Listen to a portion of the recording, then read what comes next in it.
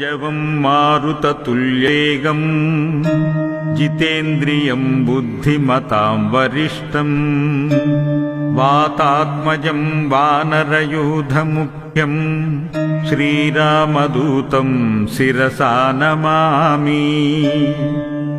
अंजनानन्दनं वीरं जानकीशोकनाशनं कपीशमक्षहन्तारं वन्दे लङ्काभयङ्करम्। घोष्पदीकृतवाराशिं मशकीकृतराक्षसं रामायणमहामाला रत्नं वन्दे अनिलात्मजम्। यत्र यत्र रघुनाथकीर्तनं तत्र तत्र कृतमस्तकाञ्जलिं बाष्पवारि परिपूर्णलोचनं मारुतिं नमत राक्षसान्तकम्। वन्दे वानरनारसिंहखगराट् क्रोडास्ववक्राञ्चितं नानालङ्करणं त्रिपञ्चनयनं देदीप्यमानं रुचाम्। हस्ताब्जैरशिखेटपुस्तकसुधाभाण्डं कुशाद्रीन्हलं खड्वाङ्गं फणिवृक्षधृत् दशभुजं सर्वारिगर्वापहम्। सर्वारिष्टनिवारकं शुभकरं पिङ्गाक्षमक्षापहम्। सीतान्वेषणतत्परं कपिवरं कोटीन्दुसूर्यप्रभम्। लङ्काद्वीपभयङ्करं सकलदं सुग्रीवसम्मानितं देवेन्द्रादिसमस्तदेवविनुतं काकुत्स्थदूतं भजे।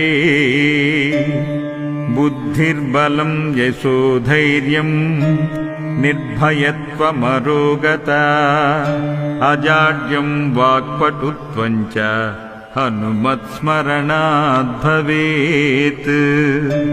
नमोऽस्तु रामाय सलक्ष्मणाय देव्यै च तस्मै जनकात्मजायै। नमोऽस्तु रुद्रेन्दुयमानिलेभ्यो नमोऽस्तु चन्द्रार्कमरुद्गणेभ्यः।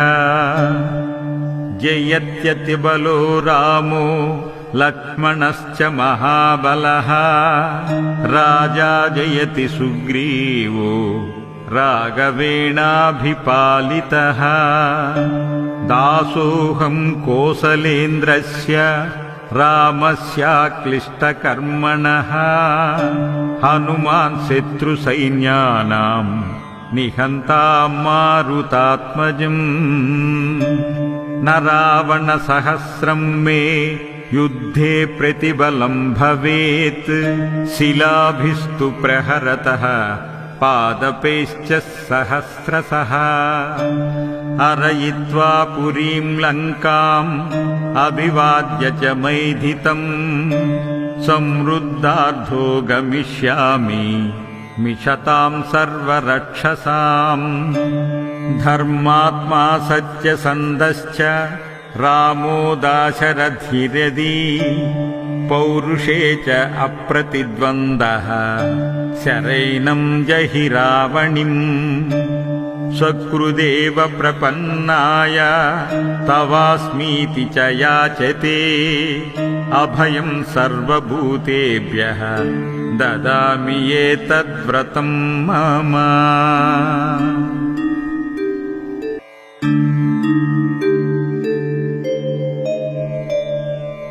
जवं मारुततुल्यवेगं जितेन्द्रियं बुद्धिमतां वरिष्ठं वातात्मजं वानरयूथमुख्यं श्रीरामदूतं शिरसा नमामि।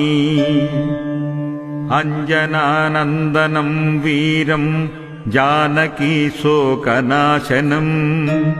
कपीशमक्षहन्तारं वन्दे लङ्काभयङ्करम्। घोष्पदीकृतवारासीम् मसकीकृतराक्षसम् रामायणमहामाला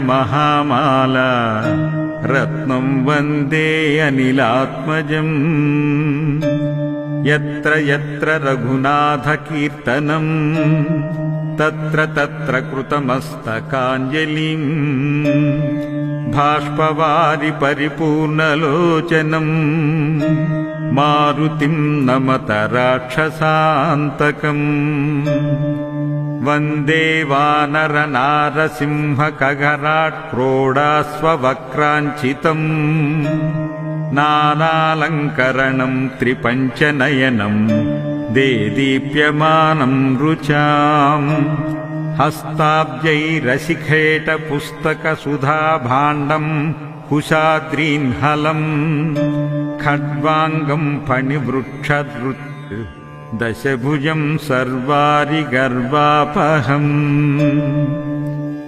सर्वारिष्टनिवारकं शुभकरं पिङ्गाक्षमक्षापहम् सीतान्वेषणतत्परं कपिवरं कोटीन्दुसूर्यप्रभम् लङ्काद्वीपभयङ्करं सकलदं सुग्रीवसम्मानितम्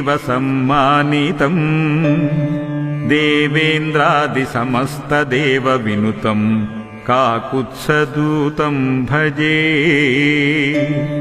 बुद्धिर्बलं यशोधैर्यं निर्भयत्वमरोगता अजाड्यं वाक्पटुत्वं च हनुमत्स्मरणात् भवेत् नमोऽस्तु रामाय सलक्ष्मणाय देव्यै च तस्मै जनकात्मजायै नमोऽस्तु रुद्रेन्दुयमानिलेभ्यो नमोऽस्तु चन्द्रार्कमरुद्गणेभ्यः जयत्यतिबलो रामो लक्ष्मणश्च महाबलः राजा जयति सुग्रीवो राघवेणाभिपालितः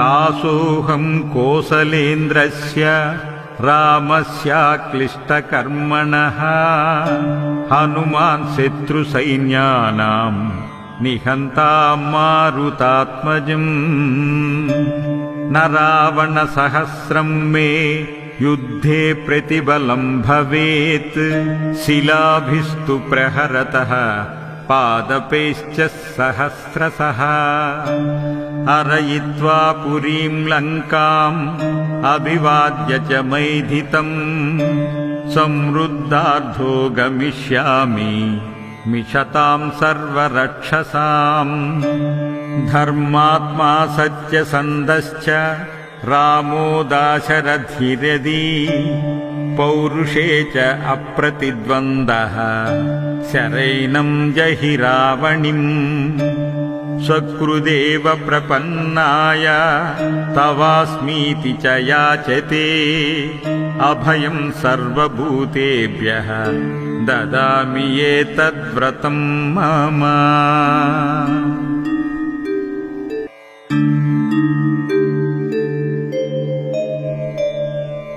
जवं मारुततुल्यवेगं जितेन्द्रियं बुद्धिमतां वरिष्ठं वातात्मजं वानरयूथमुख्यं श्रीरामदूतं शिरसा नमामि अञ्जनानन्दनं वीरं जानकीशोकनाशनं कपीशमक्षहन्तारम् वन्दे लङ्काभयङ्करम् घोष्पदीकृतवारासीम् मसकीकृतराक्षसम् रामायणमहामाला